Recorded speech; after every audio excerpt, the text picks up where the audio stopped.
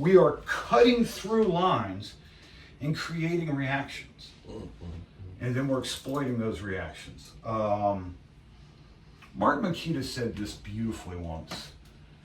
And for years I've been trying to come up with a way to describe the combat thought process. And a way to get people to understand exactly what it is I do when I think about fighting. And he, in some random video, it was on YouTube or something, he conceptualized it and encapsulated it in such a beautiful way. He said, we observe, we confirm, we exploit. So I observe your actions. I see how you move. I confirm that that's how you're going to move. And then I exploit your movement. Yeah. And that is just perfect. So it doesn't matter what we're doing. Here. Yeah. All right. So I have combinations that are, my favorites in things I do. One of them is a simple high line attack followed by a low line attack. So if we're sparring, all right, and I feed you this high line, how you defend this is going to tell me how I'm going to get this line right here. Right.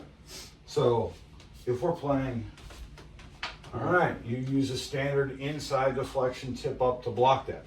I'm going to exploit that. Right. And what I'm going to do is right here. Right. This told me that I could get that. Right. I feed you an angle 2. All right, same idea. I observe how you do things, and then I exploit it. And after enough experience sparring, you can immediately recognize that reference point, whatever it is, and go to it. I know that as soon as my sword is here, I can cut you here. Right. I know that as soon as my sword is here, I can cut you here. I also know that as soon as my sword is here, I can stab you before you even have a chance to react. So that's what we're really trying to do behind all of these systems and various methods of training, is to build within ourselves what our natural responses are going to be to these reference points. Because if you just think about,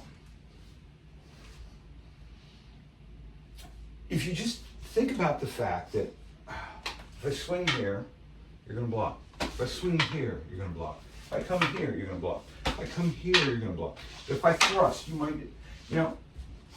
from each of those, I know that there is an immediate counter.